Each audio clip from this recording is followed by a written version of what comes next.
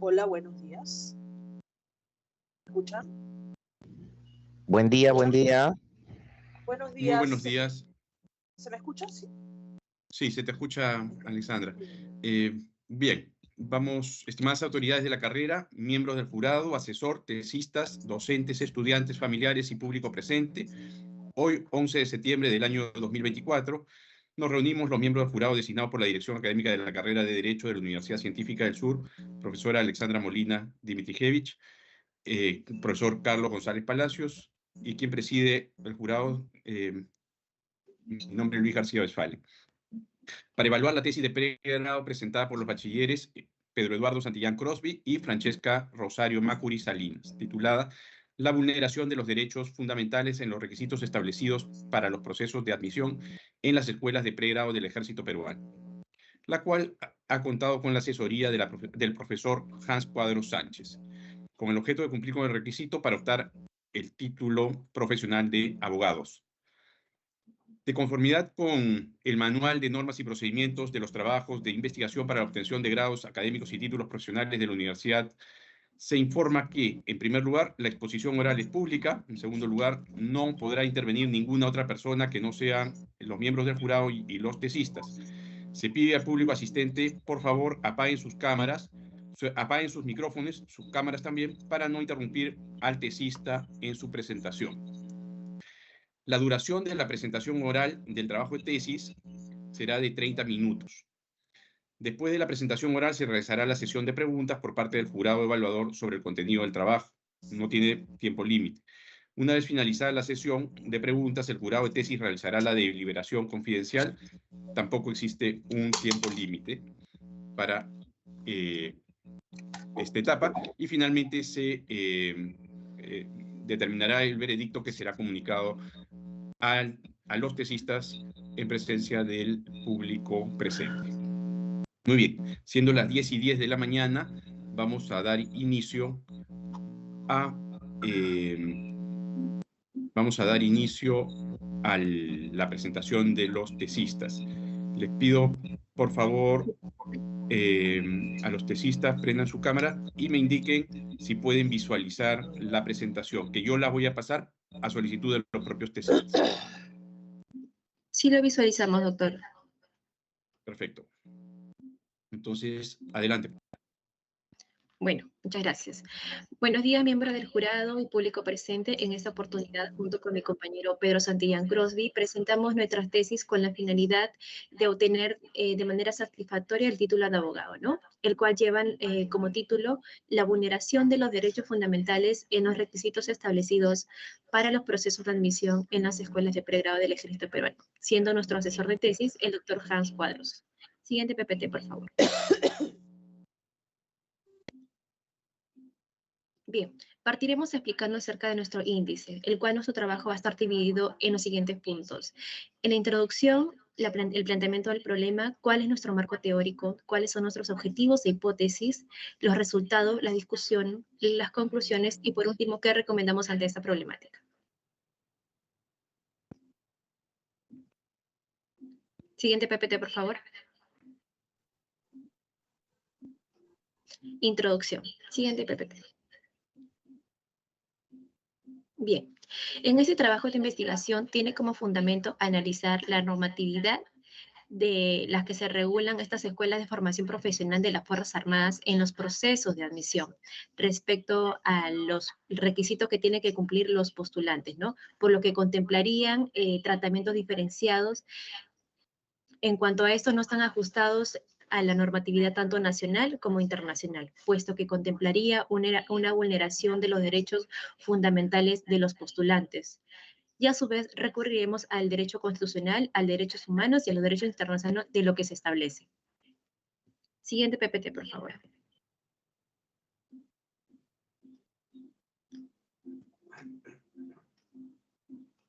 Siguiente, por favor. Bien, nuestro planteamiento del problema. La pregunta que ha originado en llevar a cabo ese trabajo de investigación fue la siguiente. ¿Cuáles y en qué aspectos afectan los derechos fundamentales con los requisitos preestablecidos para la admisión en las escuelas de pregrado del Ejército Peruano? Siguiente PPT, por favor. Bien, la situación es a describir. Como bien sabemos, el ejército peruano a lo largo del tiempo ha ido evolucionando hasta establecerse lo que hoy en día son entidades sujetas al poder civil, subordinadas, profesionalizadas, no deliberantes y con la finalidad de cumplir protegiendo la soberanía, nuestra soberanía y todo el territorio de la nación. Tanto así ha sido su evolución que la mujer ya es parte de las Fuerzas Armadas, por lo que estaría rompiendo con esa costumbre de que solamente las Fuerzas Armadas están dirigidas solamente para los varones.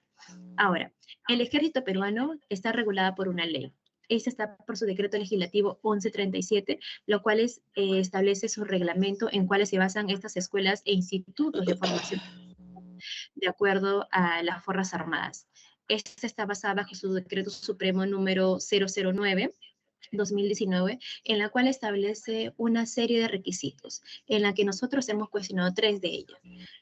Como se pueden visualizar, es el estar soltero, sin hijos, no tener dependientes directos, no encontrarse en estado de gravidez durante el proceso de admisión y no tener tatuajes. Y al momento de vincular con los derechos fundamentales de los postulantes, estarían vulnerando presuntamente estos derechos. El derecho a la igualdad y no discriminación, el derecho a la educación, el derecho al libre desarrollo de la personalidad. Ahora, ¿cuál es la justificación de nuestro trabajo? Entonces, debido a lo que ya le he explicado, que las Fuerzas Armadas a lo largo del tiempo han ido evolucionando y con la incorporación de la mujer a estas entidades, en su ordenamiento jurídico evidenciamos un trato diferenciado de acuerdo a los postulantes respecto de los requisitos establecidos frente a sus derechos, por lo que el Poder Ejecutivo no ha realizado ningún cambio a su normatividad, ya que no presentan una justificación válida, concreta, del por qué el establecimiento de estos requisitos. Entonces, lo que este trabajo quiere aportar es acciones que podrían ayudar a mejorar la situación planteada de las Fuerzas Armadas frente a sus futuros postulantes. Y además que futuros trabajos de investigaciones utilicen este trabajo como precedente para continuar procesos, por ejemplo, la plena integración de la mujer a las Fuerzas Armadas. Siguiente PPT, por favor. Por favor.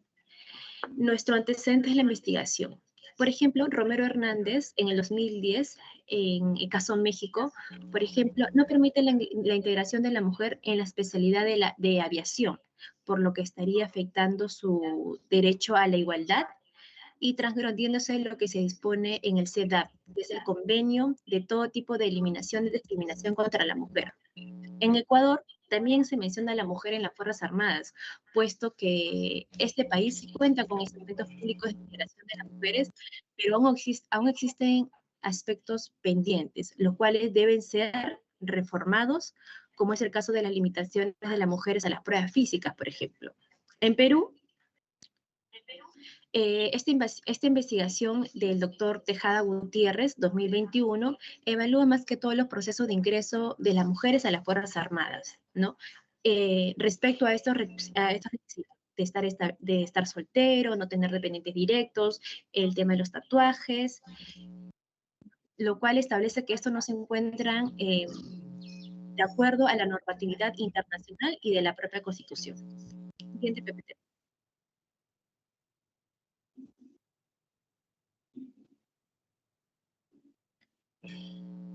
Bien, las teorías básicas. Ahora, los derechos fundamentales.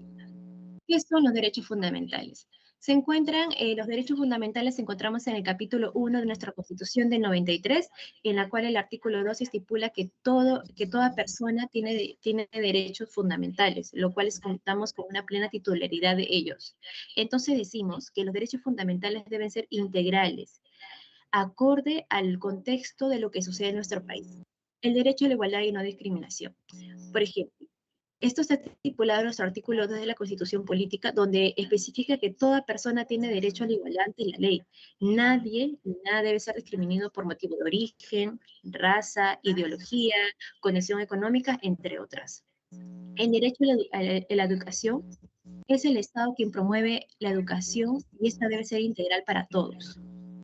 El derecho al libre desarrollo de la personalidad es la cual derecho que va a garantizar una libertad de afectación al ser humano en relación con su desarrollo personal. Siguiente. Nuestros objetivos e hipótesis. El objetivo general. Principalmente, ¿qué es un objetivo? Es lo que nosotros pretendemos determinar o hacer. Y lo hemos determinado en realizar cuál es la determinación de cuáles y en qué aspectos afectan los derechos fundamentales establecidos para la admisión en las escuelas de formación profesional. Nuestra hipótesis general es aquella respuesta tentativa a nuestro problema, los cuales están basados en que los derechos fundamentales de los postulantes a las escuelas de formación del ejército peruano son afectados gravemente con la aplicación de este siguiente PPT.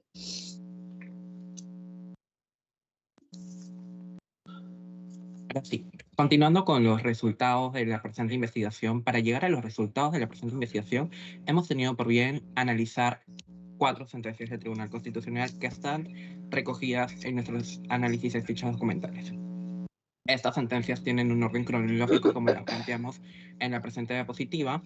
Asimismo, hay que recordar que la sentencia del expediente del 1406 del año 2023 es sobre un policía, un suboficial alumno que ya tenía la condición de alumno, ya había ingresado al alumno posterior a su proceso de admisión. Dentro de su proceso de admisión se había requerido de que él declare que cumplía con los siguientes requisitos: estar soltero, sin hijos.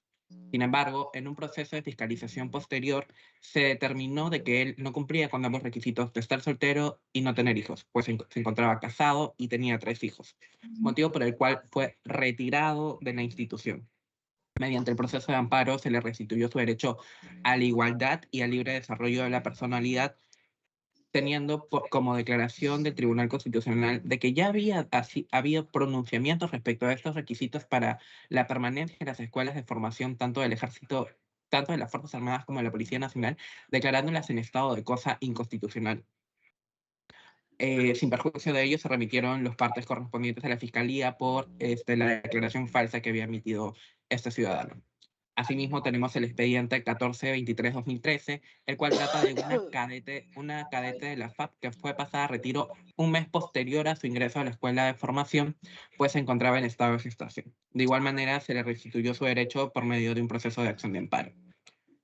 Tenemos la sentencia 1594 del año 2020, el cual trata de una alumna del CITEN, que es la Escuela Técnica de la Marina de Guerra del Perú, que se encontraba en estado de gestación, que también fue pasada a retiro y a través del proceso de acción de amparo se le restituyó su derecho.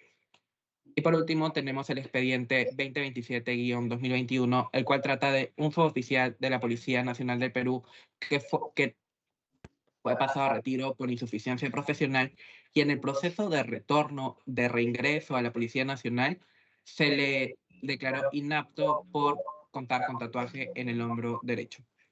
Dentro del pronunciamiento del Tribunal Constitucional se tienen consideraciones de que no hay una justificación razonable para la existencia de este requisito, pues este no entorpecía las funciones ni el periodo de educación que él iba a ser parte. Asimismo, se tomó en cuenta de que dicha situación no había sido parte del expediente administrativo, motivo por el cual él fue pasado a la situación de retiro. Siguiente, por favor. Hemos realizado la comparación de estos requisitos que se establecen dentro de nuestra legislación a través del Decreto Supremo 009-2019. Se han tomado en cuenta los 4 países que se pueden visualizar: Colombia, Argentina, México y España. Traemos a colación el caso de España porque nos trae una solución mucho más salomónica para no tener una transgresión a estos derechos, y precisamos que se ha traído a Colombia, Argentina y México porque de acuerdo al listado que nos señala Global Firepower son los ejércitos más poderosos por encima del Perú. Dentro de los ejércitos también está Chile y Brasil. Dentro del caso colombiano no se establecen limitaciones respecto a estar soltero, no tener hijos ni dependientes directos. Sí existe una limitación respecto a tener tatuajes, pero esta limitación es parcial. ¿Por qué es parcial? Porque te establece parámetros para que tú puedas cumplir con tales requisitos. Te establece que puedes tener tatuajes de 10 por 10 y que no sean visibles. De igual manera, el ejército argentino no establece limitaciones respecto a estar casado, soltero, ni tener hijos. Sí establece limitaciones respecto a los tatuajes, pero es mucho más... No es total es parcial porque nos establece una directiva de cómo se debe hacer la calificación de tal requisito, dónde deben estar ubicados, cuáles son las medidas que debes contemplar estos tatuajes y cuáles son los que no debería, los tatuajes que no deberías tener que vayan en contra de la institución.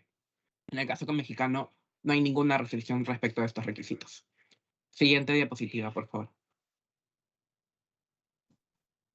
Dentro de los resultados, también hemos, luego de analizar las sentencias, luego de analizar estas comparaciones respecto a los requisitos que establecen otros ejércitos a lo largo del mundo, hemos realizado lo que es el test de proporcionalidad, el cual tiene 3 subtipos, ¿no? Que es el tema de idoneidad, necesidad y proporcionalidad en sentido estricto. Siendo que ninguno de estos requisitos, tanto el de estar soltero, sin hijos ni dependientes directos, el no encontrarse en estado de gravidez y el de no tener tatuajes, ha superado el test de proporcionalidad realizado en el presente trabajo de investigación. Por tanto, tales requisitos establecidos en el Decreto Supremo 009/2019 vulneran derechos fundamentales y no cuentan con una justificación razonable respecto de su existencia. Siguiente, por favor. Nosotros, durante el proceso de investigación, buscamos que la entidad nos indique cuál era la justificación de la existencia de tales requisitos, motivo por el cual realizamos el siguiente pedido de acceso a la información pública al Ministerio de Defensa, quien es el que regula a estas entidades de las Fuerzas Armadas, indicándonos que nos indique cuál era la justificación de la existencia de tales requisitos para el proceso de admisión en las escuelas de formación del Ejército del Ejército del Perú, indicándonos mediante el oficio 2506/2022-MIDEF de que la justificación de la existencia de tales requisitos únicamente radicaba en que se encontraba establecido en el Decreto Supremo 009/2019 en sus artículos 71 y 73. Nos remitimos al Decreto Supremo 009/2019 en el artículo 71 y 73 y en todo el cuerpo de este Decreto Supremo y no encontramos justificación respecto de la existencia de tales requisitos. Siguiente, por favor.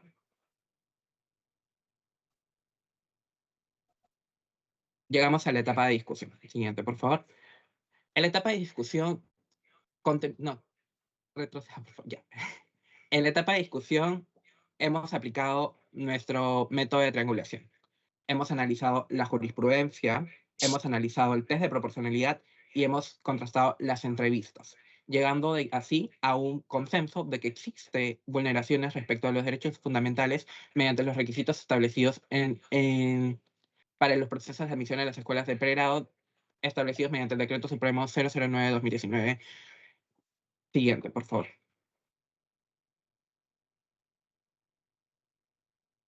Luego de analizar toda esta situación, hemos llegado a las siguientes conclusiones. Primero, que los derechos fundamentales son afectados gravemente en aplicación a los requisitos establecidos para el ingreso a las escuelas de formación del Ejército del Perú.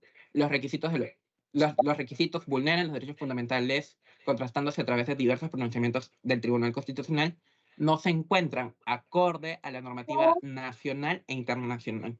Los requisitos no brindan ningún aporte significativo a las funciones establecidas y atribuciones y desempeño del Ejército peruano. Existen mecanismos para defender estas vulneraciones a los derechos de los aspirantes a ser miembros de estas escuelas de formación, como es la acción de amparo y la acción popular. Con el uso del test de proporcionalidad se ha determinado de que estos requisitos vulneran y no superan la justificación y proporcionalidad que se requiere para la vulneración de un posible derecho. Siguiente, por favor. Luego de analizar todas estas premisas y luego de llegar a las conclusiones, hemos tenido por bien realizar 3 recomendaciones. Primera recomendación, al presidente del Consejo de Ministros disponga las acciones correspondientes para que se proceda con la derogación de este decreto supremo, el cual estaría vulnerando derechos fundamentales, así como en su momento se derogó el decreto supremo del año 2010 que contemplaba los requisitos que establecían la situación que eran causales para pase a retiro, que con este nuevo decreto supremo ya no han cesado. A la Universidad Científica del Sur solicitamos que interponga una acción de amparo para que, respecto de cuestionando la existencia de este decreto supremo dentro del plazo correspondiente, que son 5 años, plazo que se vence el 1 de octubre del presente año.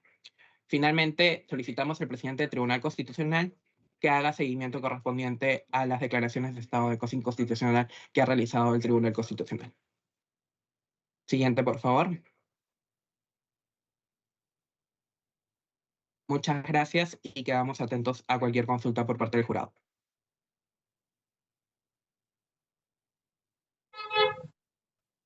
Muy bien, muchas gracias. Les agradezco también que hayan sido concisos. Han tenido más o menos 20 y tantos minutos y han estado dentro del marco. Bien, a continuación le cedo la palabra a la profesora Alexandra Molina para que realice las preguntas que considere convenientes. Muchas gracias, señor presidente. Muchas gracias, señor vocal. Muchas gracias, estimados alumnos. Con su venia voy a proceder a realizar los comentarios y preguntas del caso. En primer lugar, ustedes mismos saben que es una tesis que se ha preparado, digamos, con un largo aliento, ¿no? Es una carrera de fondo, además, ¿no? Una carrera de fondo. Y en esta carrera de fondo han habido mejoras que se han ido viendo a lo largo de este camino, de este largo camino, y desde luego que se ven también en el producto final que han presentado, aunque obviamente hay algunas cosas que podrían mejorar, ¿no? Por ejemplo, el tema de las abreviaturas, continúo insistiendo en que por querer cumplir absolutamente con una visión formalista del Turnitin, nos perdemos pues la riqueza del lenguaje. Por ejemplo, en vez de poner derecho constitucional de manera completa, der Const. Pero bueno, son detalles que ya a posteriori podríamos pulir, ¿no? Me parece muy interesante vuestro inicio con el derecho comparado, lo cual lo visualicé cuando, por ejemplo, comparan con Portugal, también en su constitución, sobre la función de las Fuerzas Armadas en ese país. Luego, ya en su presentación he visto que de manera muy gráfica han hablado, de manera muy sintética también, y eso se ve también en el cuerpo del trabajo, la comparación de requisitos con algunos países. Ustedes me podrían decir qué cosas es el derecho comparado y el derecho constitucional comparado y cuáles son los criterios de selección de dichos ordenamientos. Sí, a ver, por ejemplo, en el derecho comparado, como bien sabemos, hace referencia a las semejanzas y diferencias que pueden encontrarse en diversos sistemas jurídicos, ¿no? Con el propósito de mejorar y comprender el sistema jurídico determinado del país. Por ejemplo, hemos comparado requisitos con el de España acerca del tema de la mujer a la incorporación de la mujer, de acuerdo al requisito de estado de gestación, por ejemplo. Ellos en su ley 17, publicada en el año 90, este requisito tiene puesto que da una solución a esto y mientras dure la etapa de embarazo se le guarde su plazo. Y cuando esté apta de manera física se va a seguir determinando con su etapa de proceso para ingresar a la fuerza armada, ¿no? Siempre y cuando apruebe la prueba de actitud y de aptitud. Ya, ok, pero no le he preguntado sobre los detalles de los requisitos, sino sobre los criterios por los cuales nosotros realizamos una elección de los países que vamos a comparar, ¿no?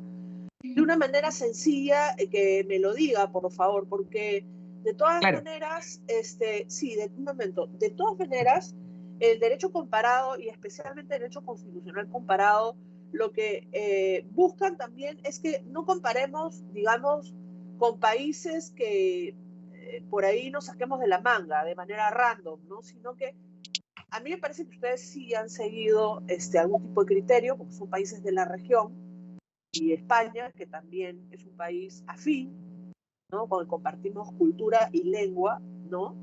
Pero, ¿cuál es? Uno puede hacer comparación jurídica, jurídico-constitucional con ordenamientos que quizás no tengan mucho que ver. No. En realidad nosotros, durante el marco teórico, como usted mencionó, hemos hecho comparaciones respecto de las funciones o la finalidad establecida para las Fuerzas Armadas con Portugal, Alemania, respecto a las funciones, llegando a un consenso similar de que las funciones de las Fuerzas Armadas, la finalidad de las Fuerzas Armadas es el resguardo de la soberanía de la nación.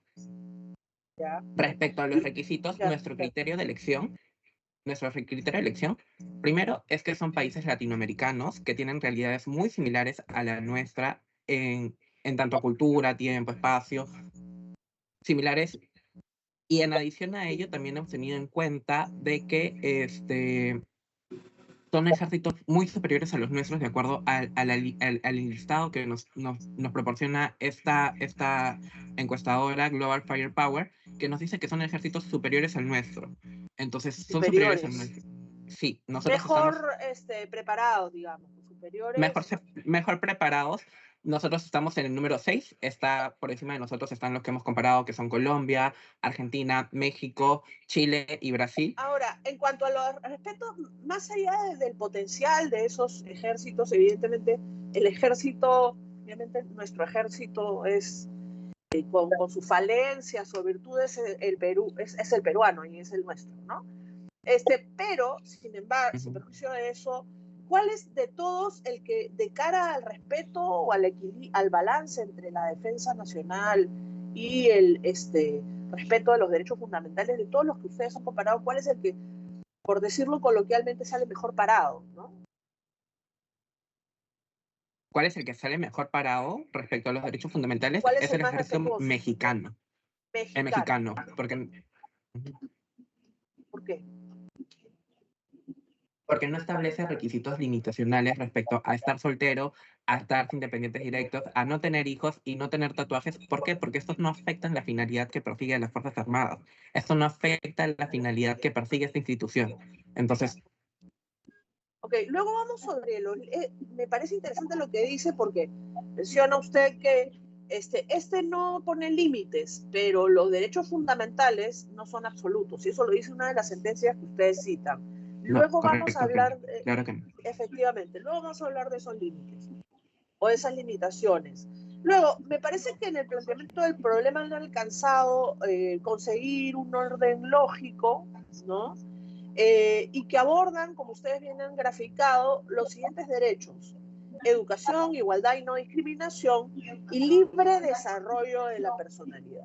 En sus palabras, ¿cómo definirían de manera concreta la igualdad y la no discriminación? Correcto. No sé si me escucha bien, creo que estoy teniendo temas de interferencia.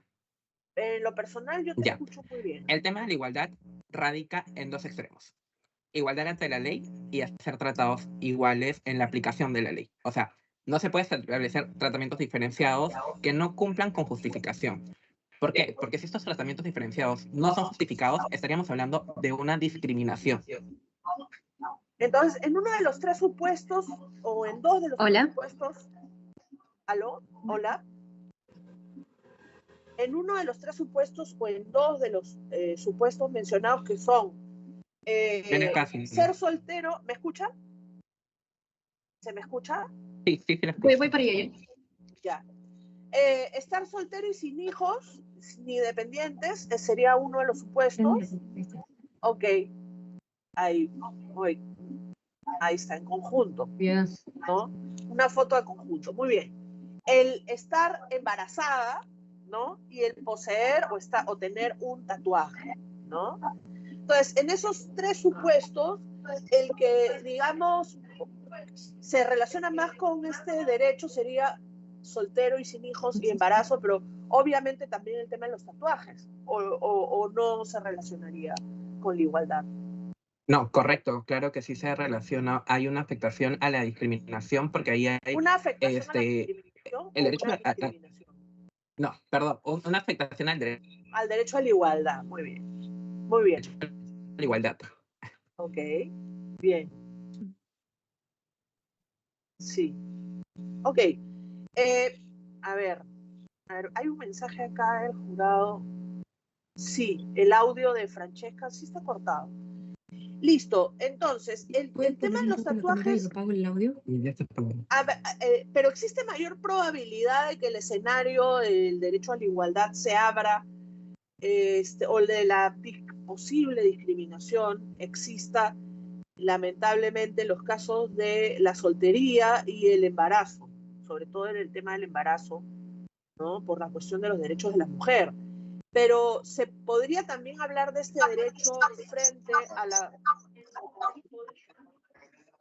Sí. Hay un usuario que tiene el nombre de la universidad que quizás podría... Ahora sí, ya está. Un ratito apaga la cámara si no.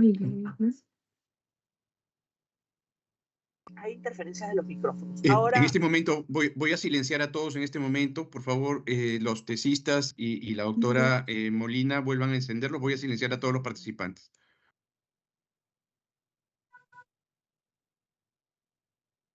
Bueno, prosiguiendo con las preguntas, decía que en el caso de los tatuajes podría haber alguna situación o podría prestarse a alguna situación de discriminación. Sí, claro, bien. Claro, comprendemos que el tatuaje es de acuerdo a la ideología que una persona tiene, ¿no? De repente ese tatuaje, nosotros creemos que no cumple con la finalidad de que los requisitos establecidos prohíban esa serie de tatuajes, ya que no cumple con la finalidad, como bien dije, de cuidar la paz, la soberanía, ¿no? Siempre y cuando esos tatuajes no transgredan el orden público, no transgredan en contra de las propias instituciones. Asimismo, doctora, si me permite agregar.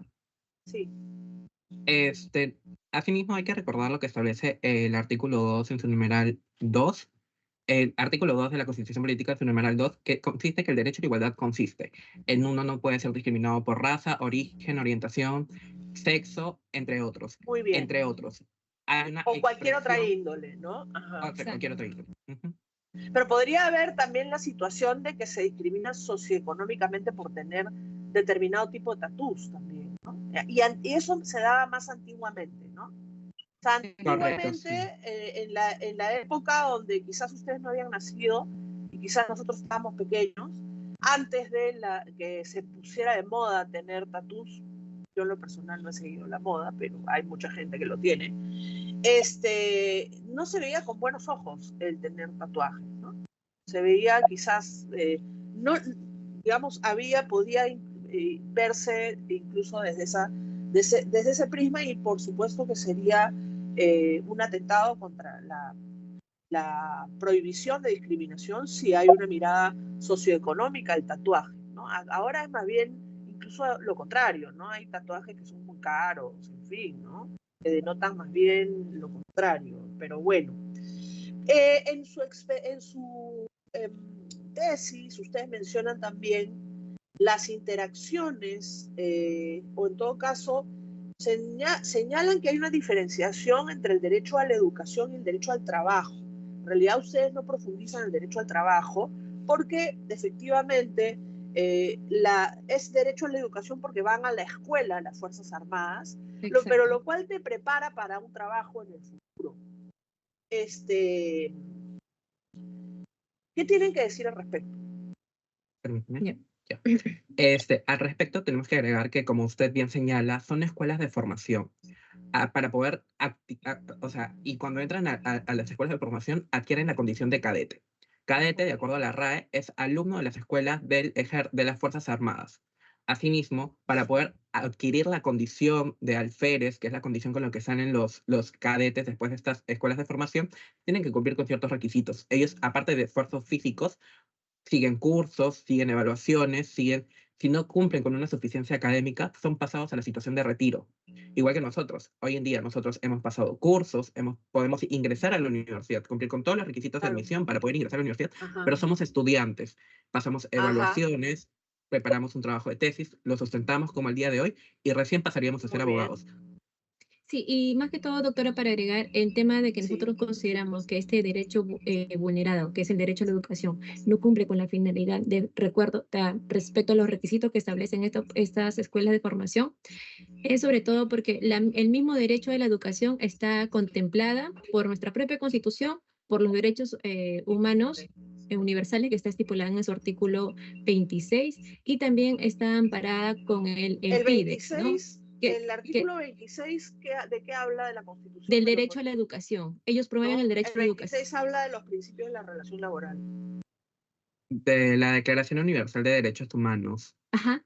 Ah, del de la artículo declaración. 20, Ok, exacto. ok. Y en el, sí, Ok. y en la declaración, Y en el artículo 8 del PISDEC también se exacto. encuentra reconocido el derecho a la educación. Vamos a ver, entonces ustedes han hecho un muy interesante ejemplo comparativo con vuestro caso concreto, me parece genial. Ya. Ustedes pasan del derecho a la educación al derecho al trabajo, ¿no? Uno puede trabajar y estudiar también, ¿no? Pero ustedes pasan de la formación al mundo laboral, ¿no? Y cuando pasan al mundo laboral, ustedes pueden pasar al mundo privado o al sector público. ¿Ya? Esto tiene relevancia para el expediente. ¿Okay? Pero la universidad, ustedes no necesariamente van a trabajar para la misma institución. La diferencia con las Fuerzas Armadas, en la escuela te preparas para trabajar en la misma institución. Pero no la casualidad, pero sí es el tema que precisamente las Fuerzas Armadas pertenecen al sector público, ¿no? En tal sentido, pertenecer a las Fuerzas Armadas, ustedes que saben de función pública, esto formaría parte de la función pública. Esto no lo he visto, quizás se me ha escapado en la tesis, ¿no? El pertenecer a las Fuerzas Armadas es parte de la función pública o el servicio público, de acuerdo a lo establecido también en el artículo 40 de la Constitución, que regula la carrera administrativa, ¿no? Y sería, como diría Boyer, una carrera especial también, las Fuerzas Armadas. Sí, doctora. Bueno, en ese contexto, los miembros de las Fuerzas Armadas y de la Policía Nacional de Perú son considerados servidores públicos. Claro. Si bien algunos consideran de que existen beneficios que se le otorgan a estos y que se le puede afectar ciertos derechos fundamentales, como el derecho a la asociación, que esta restricción sí la coge el PISDEC, estas restricciones deben ser justificadas y razonables. Claro, por eso que al momento nosotros de solicitar información al Ministerio de Defensa específicamente, ellos solamente nos basaron en ¿qué? En su decreto número 009. No hay una justificación válida o clara de por qué están estos requisitos establecidos, cuál es la finalidad que esto persigue, ¿no? Ok. Otro eje de su tesis es el derecho fundamental al libre desarrollo de la personalidad, que a mi parecer es un derecho muy poco estudiado y muy interesante. ¿Me podrían definir qué cosa es el libre desarrollo de la personalidad? ¿Por qué es importante? Y brindar algunos ejemplos cotidianos, quizás. Correcto. El libre desarrollo de la personalidad, como usted bien menciona, es un derecho poco estudiado, pero este derecho ayuda a que las personas, que los seres humanos alcancen su máximo esplendor. Porque nos permite desarrollarnos muy en bien todos dicho, muy bien dicho, ¿verdad? lo del esplendor. Sí, eso permite que nosotros nos desarrollemos en todos los ámbitos. Es decir, yo puedo decidir si me caso, si no me caso, yo puedo decidir mi género, yo puedo decidir qué estudio, qué no estudio, yo puedo decidir en qué trabajo y en qué no trabajo. Así es como yo desarrollo mi personalidad. Esas son las facultades que nos brinda el derecho al libre desarrollo de la personalidad. Y claro, dentro de este derecho al libre desarrollo de la personalidad también se encuentra a la mujer que pueda decidir en tener hijos o no. Esto el Estado no debe decidir sobre la postulante si puede o no tener hijos, ya que la misma Constitución establece el reconocimiento del derecho a la familia. ¿Y el tatuaje en qué medida es el ejercicio del libre desarrollo de la personalidad? Y no solamente el solo hecho de tatuarse, sino el contenido del tatuaje. Porque eso también es materia y está en una de las sentencias del TC también.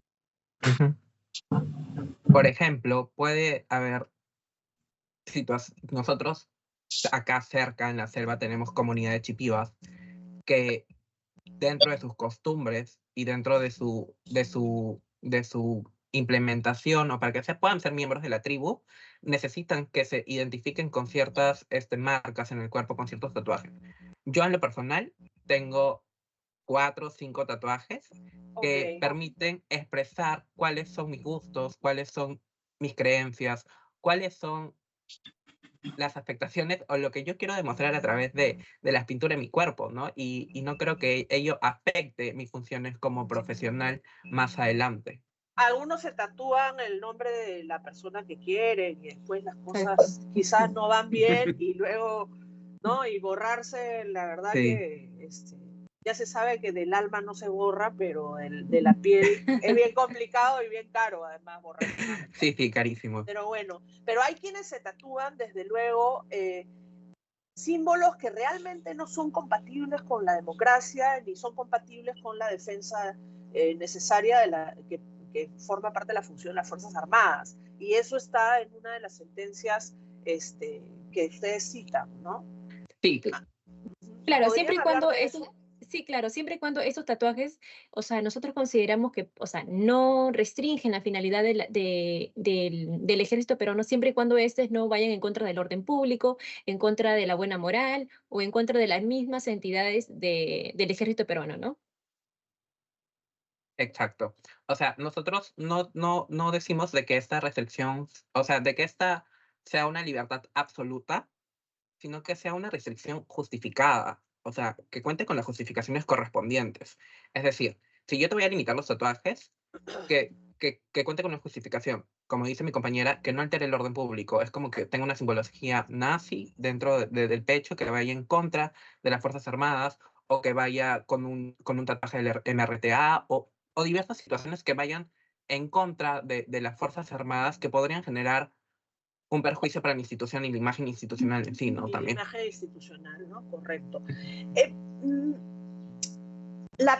Una de las piedras angulares de vuestra tesis, que es bastante metodológica, hay elementos metodológicos, ya hemos conversado sobre eso, pero uno de los pilares de vuestra tesis es el test de proporcionalidad, ¿okay?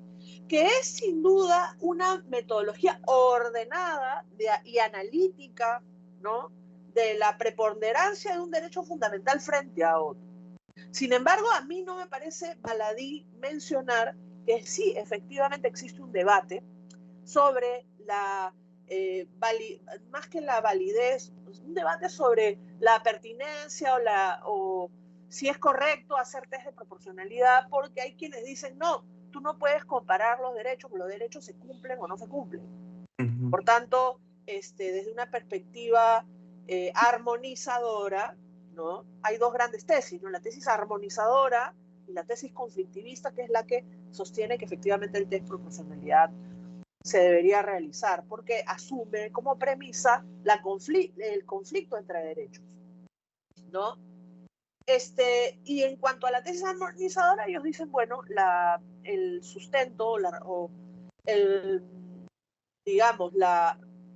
resolvemos el problema haciendo una interpretación sistemática porque no sacrificamos ningún derecho.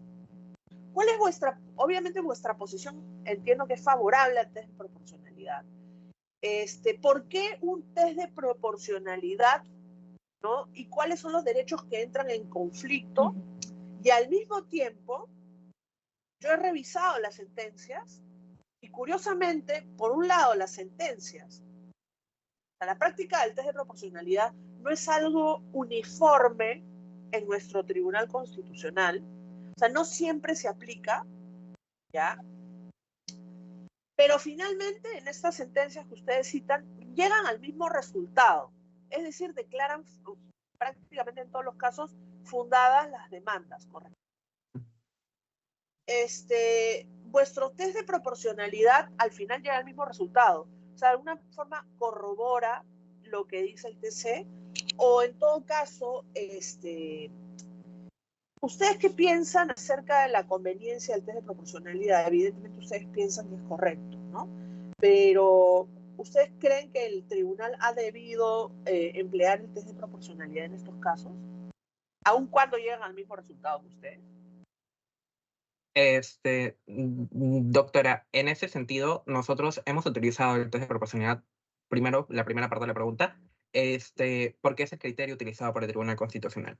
Si bien es cierto, pero en ninguna de las sentencias hacen un análisis de test de proporcionalidad como tal, con todos los... No, pero previo al estudio de esta tesis, también hemos analizado, y lo mencionamos dentro de nuestro marco teórico, el caso Profa. Claro, pero esos son casos emblemáticos que sí, donde sí se ha empleado. Pero ¿ustedes creen que el tribunal ha debido, la pregunta que les he hecho es, ¿ha debido realizar ese procedimiento que ustedes han hecho en su tesis? En un futuro, ante casos similares, ¿sería más conveniente seguir ese camino? Nosotros creemos que en un principio, con el primer caso que le ha llegado relacionado respecto a estos requisitos, o respecto, bueno, es que en estas sentencias se analizan ya para los casos de alumnos, ¿no? Respecto a estos requisitos, debe analizarse el test de proporcionalidad para ver la justificación o en qué medida estos pueden ser viables o no pueden ser viables. Una vez que ya se cuente con una sentencia, dos sentencias, o ya sea una situación constante, lo que debe hacer el Tribunal Constitucional debe declararlo en situación de cosa inconstitucional. En estado de cosa inconstitucional. ¿Cómo es eso? Estado de cosa inconstitucional. Estado de cosa inconstitucional. Sí, ¿por qué? ¿Por qué sería de esa manera? Porque el estado de cosas inconstitucional es una técnica procesal que utiliza el TC para defender ciertos derechos fundamentales de cierto grupo masivo que se ve afectado, ¿no? Entonces, entre ellos consideramos el de... Para cesar estas afectaciones. Que es reiterativo. Sí, ya es reiterativo. Entonces, si ya vemos que es reiterativo, entonces debe declarar el estado de cosa inconstitucional. Y de hecho lo menciona en el primer expediente que nosotros mencionamos del año 2013, de que el requisito de estar soltero y sin hijos para los alumnos, porque estas situaciones de alumnos, ya había sido declarado en estado de cosa inconstitucional. Y también eso lo podemos advertir de que sí hubo una modificación respecto a ese extremo en el reglamento que entró en vigencia a partir del Decreto Supremo del 2010 y el presente reglamento que entró en vigencia en el año 2019, perdón. Ok. Ustedes hablan, entre otras sentencias, citan la sentencia del Tribunal Constitucional 2027-2021 PATC, relativa al tema de los tatuajes, ¿ya? Incluso hay una directiva de tatuajes. ¿Qué es una directiva? Una directiva es una norma. ¿Qué rango tiene la directiva? Tiene un rango infrainconstitucional. ¿Infrainconstitucional? Infraconstitucional. Debajo de la Constitución. Pero la ley es infraconstitucional.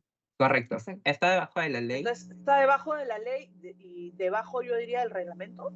¿También? Sí, debajo del reglamento. Ok. Bien, luego regresamos a eso. El solicitante pide que se declare inaplicable tal directiva, ¿no? Lo cual nos lleva a pensar en el denominado control difuso, ¿no? Y de hecho, el Tribunal Constitucional exhorta, ¿no? Esto sería una sentencia exhortativa que tiene todo un juego, la sentencia exhortativa, ¿no? Exhorta a los jueces, o sea, hay dos caminos, ¿no? La inaplicación vía control difuso, o lo que ustedes han propuesto, me parece interesante que luego hablaremos de eso en la acción popular, ¿no? ¿Me podrían explicar qué cosa es el control difuso? ¿Qué es la exhortación que hace el TC? ¿Qué es el control difuso? ¿Y qué diferencia hay entre control difuso y control concentrado de la constitucionalidad? Ok. El control difuso es la facultad que tienen todos los jueces de revisar que las normas emitidas vayan de acuerdo al ordenamiento constitucional. Estas no pueden ir en contra. Ok, en todo proceso, ¿no? En todo proceso, dice el artículo 130. Todo proceso, la facultad de todos los jueces. Lo cual compagina con el artículo 7 del título preliminar del Código Procesal Constitucional, ¿no? Ahora, ¿ustedes están de acuerdo con ese camino? ¿Por qué están de acuerdo más bien con que se presente una acción popular? Nosotros, por ejemplo, en una de las recomendaciones establecemos que sí, que la universidad misma puede interponer esta demanda de acción popular, porque esta demanda lo puede hacer cualquier persona hasta la Defensoría del Pueblo, ¿no? Siempre y cuando esta Claro, pero cualquier persona puede hacerla, pero ¿por qué es mejor eso que el control difuso que exhorta el tribunal? ¿Por qué es más conveniente? Nosotros, bueno, básicamente lo hemos analizado por un tema de que estamos dentro de los 5 años. El control difuso quizás no sabemos cuándo se vaya a presentar, hasta que se presente una demanda o hasta que se presente la situación de que permita analizar este control difuso. Nosotros creemos conveniente, y estando dentro del plazo correspondiente que vence el 1 de octubre, que lo más pertinente es presentar la acción de amparo. Acción de control. Amparo, Acción popular, Acción acción popular. popular. A ver, ¿qué diferencia hay entre el control difuso y el control concentrado de la constitucionalidad? El control difuso es, como lo mencioné, la facultad de todos los jueces. El control concentrado ¿De qué? ¿La no, facultad de qué? no tengo la ¿La diferencia. facultad de qué? De evaluar o revisar la constitucional de las leyes o las normas o cualquier... No tiene facultad de revisar la constitucionalidad. Lo que tienen es la facultad de, ante el conflicto, entre una... A ver, un momento. Ante el conflicto, entre una norma legal o infralegal con la Constitución, y si es infralegal contra la ley, ¿no? Pueden inaplicar a un caso concreto esa norma. No tienen la capacidad de declarar la inconstitucionalidad, es del TC, ¿ya? Los jueces pueden inaplicar a ese caso concreto, pero la norma permanece en el ordenamiento jurídico, ¿ok? En cambio, en el control concentrado, ¿no? La norma, no permanece en el ordenamiento, se va, tarjeta roja a la norma, chao, se va al ordenamiento jurídico. Y es un acto de depuración del ordenamiento jurídico, debido a que esa ley no es coherente con la Constitución. Ahora, hay una categoría en el Código Procesal Constitucional que es el proceso, los procesos orgánicos, ¿no? Que incluyen también al competencial, pero no vamos a hablar de ese proceso. No creo que sea muy técnica esa clasificación del código, creo que la clasificación correcta era la anterior, procesos de control normativo, ¿no? Que son la acción de inconstitucionalidad y la acción popular, que es la que ustedes están proponiendo. Entonces, ¿cuál es la diferencia entre la acción popular y el control difuso? Que en el control difuso la norma permanece, pero en la acción popular, ¿qué va a pasar con el decreto o la norma que incluso esta directiva, ¿no? ¿Qué va a pasar con esa norma? Se veta la norma, o sea, tarjeta roja, como usted dijo. Tarjeta roja, pero ahí en la acción popular más bien es una nulidad que va a tener efecto retroactivo. La diferencia con la inconstitucionalidad es que no tiene efecto retroactivo. Y otra diferencia es que la acción de inconstitucionalidad solo la pueden presentar algunas personas y órganos mencionados por el artículo 203. Mientras que la acción popular, como ustedes bien han dicho, lo puede presentar cualquier persona. ¿No? Y entonces, es no solamente lo que ustedes han dicho, que cualquier persona lo puede presentar, sino también que la disposición ya no va a estar, lo cual es mejor que permanezca, que sea control difuso, que incluso no sabemos cuándo se hará, ¿no? Y que además la norma permanezca en el ordenamiento. Mientras que ¿Y la acción popular ante quién se presenta? Ante los jueces supremos. ¿Ante los jueces supremos o supremos, seguro? Es un proceso constitucional. Sí, no, yo pero sé que es constitucional, pero... No, se pero presenta ante los jueces supremos de cada jurisdicción. Ante la Corte Superior. Ante la Corte Superior de cada jurisdicción. Y en caso no haya Corte Superior en dicha jurisdicción, puede atenderlo un juez civil. Ok, pero más allá de eso, ¿quién es el órgano de cierre de la acción popular? ¿Qué cosa es un órgano de cierre? ¿Saben o no? No, doctor. No lo conocen. Un órgano de cierre es el que le da fin, digamos, a la vía, ¿no? Y en este caso, la Corte Suprema sería el órgano de cierre, la segunda instancia, digamos, de la acción popular. Es el único proceso constitucional en el cual el órgano de cierre es la Corte Suprema. No lo ve el Tribunal Constitucional, la acción popular, ¿no? Bien, ya para ir terminando en vuestra... Luego hay otra sentencia, la del tema de las gestantes, donde el ponente es nuestro recordado profesor Carlos Ramos, y donde analiza la interacción entre la libertad o el libre desarrollo de la personalidad y la no discriminación, nuevamente exhortando a los jueces en la aplicación del control difuso.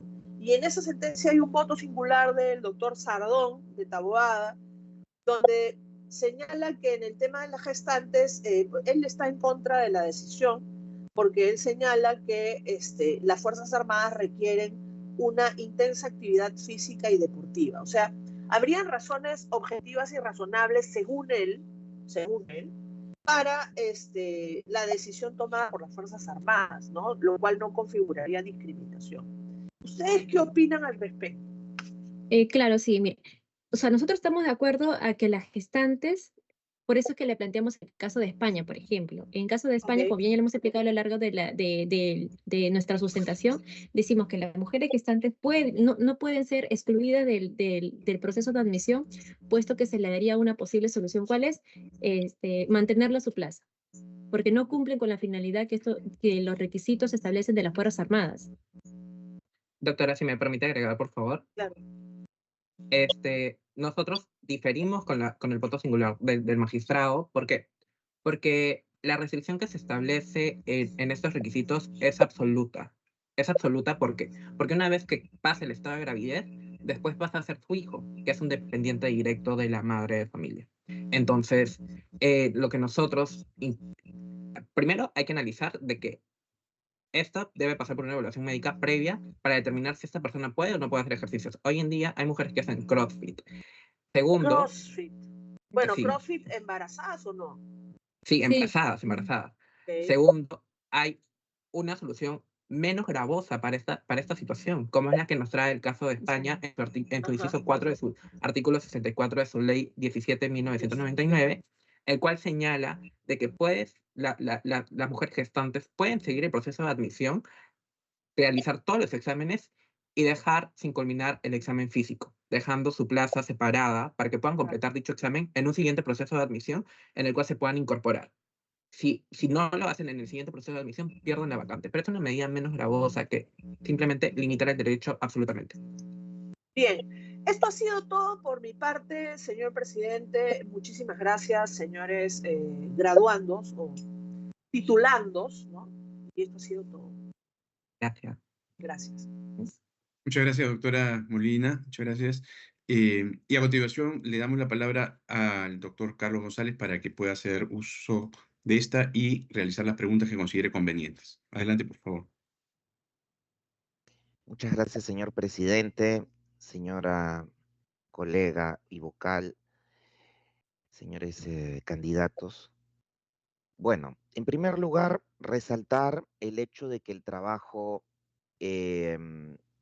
ha ido mejorando en el tiempo dentro de un proceso, como lo indicaba mi colega, de construcción de ideas que se han ido concatenando en torno a un tema que es controversial y a la vez es un tema complejo.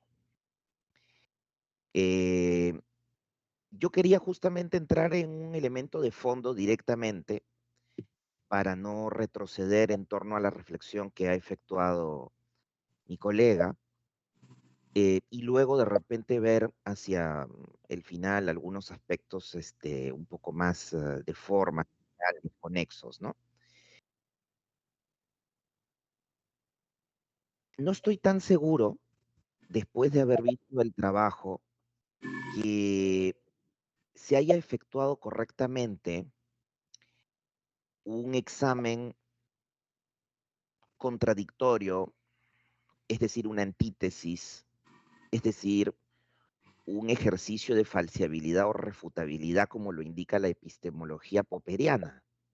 ¿A qué me refiero con eso?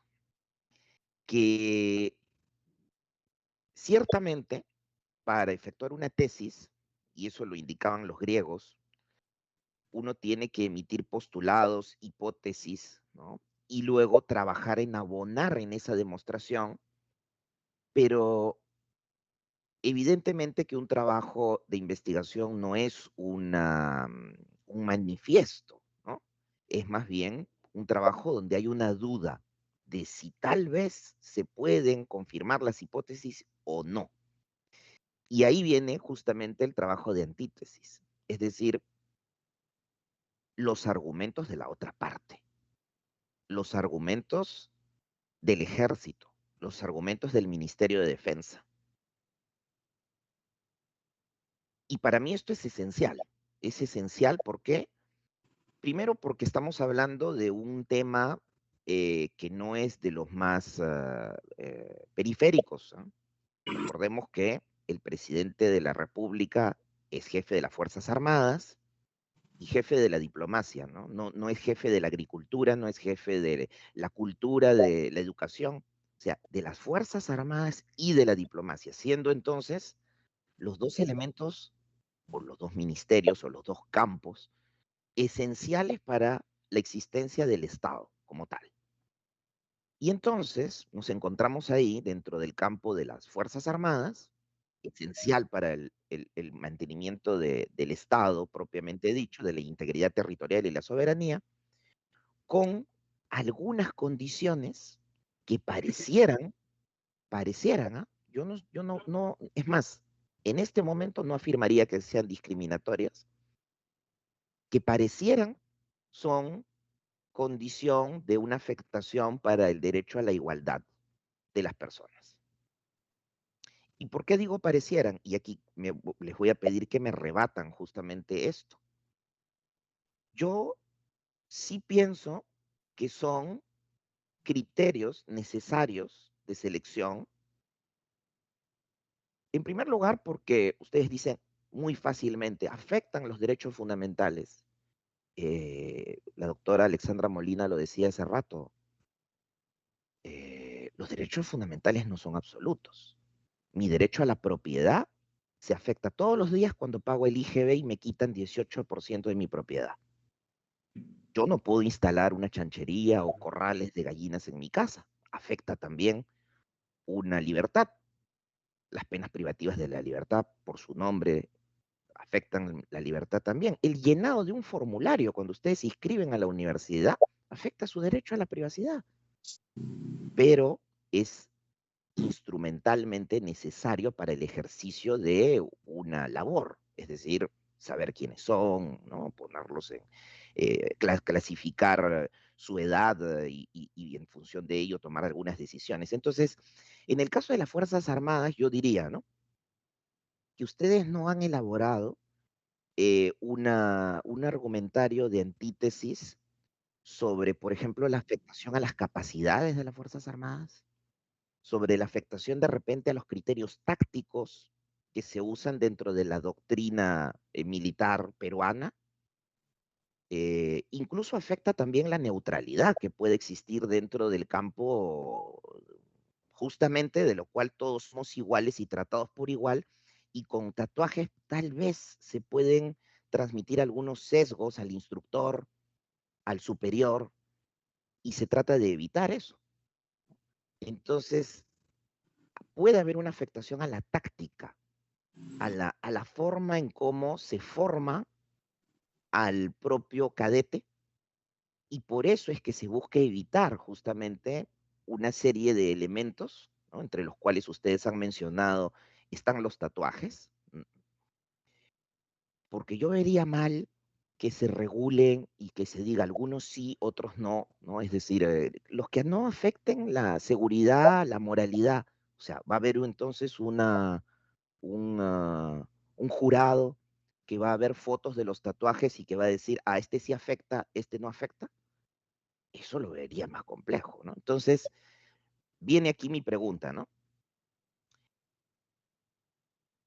Poniéndose ustedes en el campo de la antítesis, ¿cuáles son los elementos que buscan del lado de las Fuerzas Armadas el fundamento a la existencia de estas condiciones? Y no vale aquí decir, bueno, lo preguntamos y no nos dieron la respuesta, no, eso se puede interpretar. El caso Marbury Madison, que es bien conocido justamente sobre control difuso, ve a un Madison que nunca da argumentos, pero se interpretan, ¿no? A partir de su silencio cuáles son.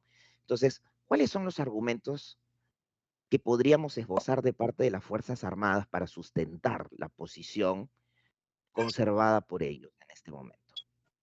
Claro, por ejemplo, poniéndonos en posición de las Fuerzas Armadas en el tema de los tatuajes, como bien había explicado, sí habría tal vez una restricción por parte de ellos de acuerdo a que podrían alterar, como bien dice, la moral, el orden público y la misma institución, que vayan en contra de la misma institución. En el caso de las mujeres, tal vez las Fuerzas Armadas no pueden no permitir que las mujeres en proceso de gravidez postulen a los procesos de admisión porque pueden incurrir en aborto. Es por eso que estamos recomendando, por ejemplo, en lo que ya hemos aplicado en la legislación española, que nuestra normativa se pueda acoplar de alguna u otra manera en posibles soluciones para que no se vean afectados los derechos fundamentales.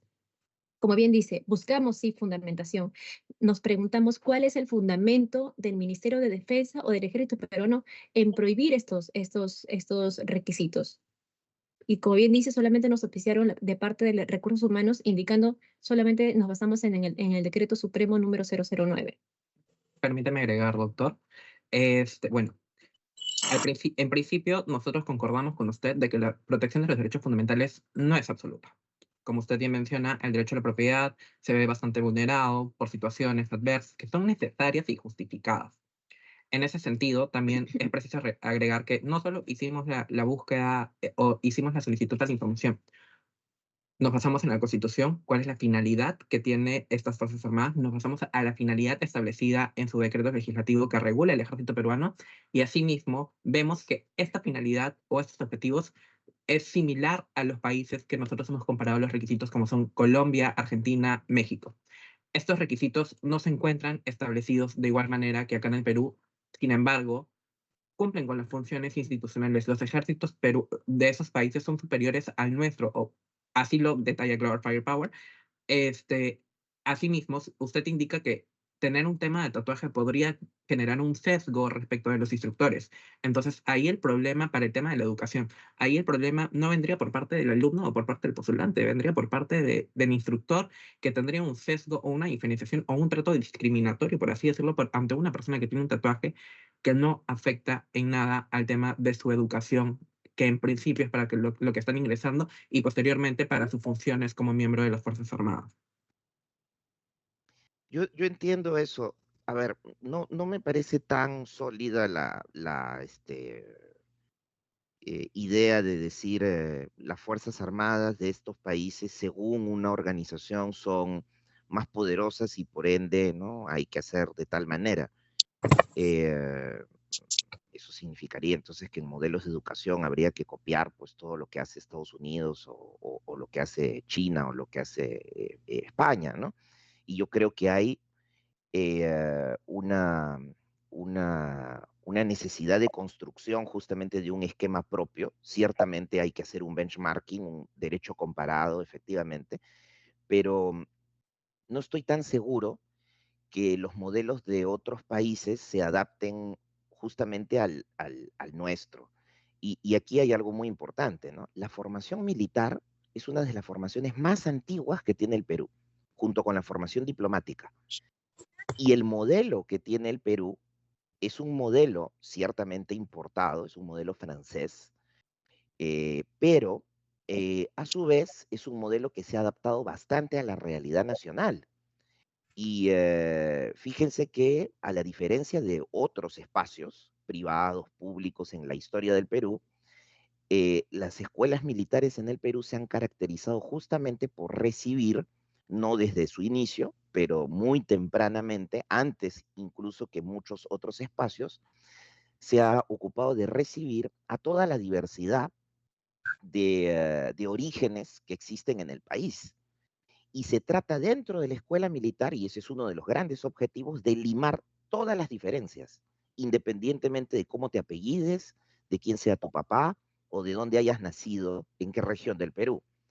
Entonces, es ahí donde yo puedo decir, ¿no? Bueno, el tatuaje viene a crear un elemento diferenciador, ostentoso, y el hecho de decir el instructor va a tener sesgos es problema del instructor. Todos tenemos sesgos. Hay un antropólogo, el más conocido, Levi Strauss, que decía, después de haber estudiado él muchísimos años el caso de la Amazonía brasileña, decía que no se puede escapar de los sesgos, forman parte inherente de quienes somos. Por más que tengamos tendencia a una neutralidad, no vamos a poder llegar a ella, ¿no? Entonces, aquí viene el tema, ¿no?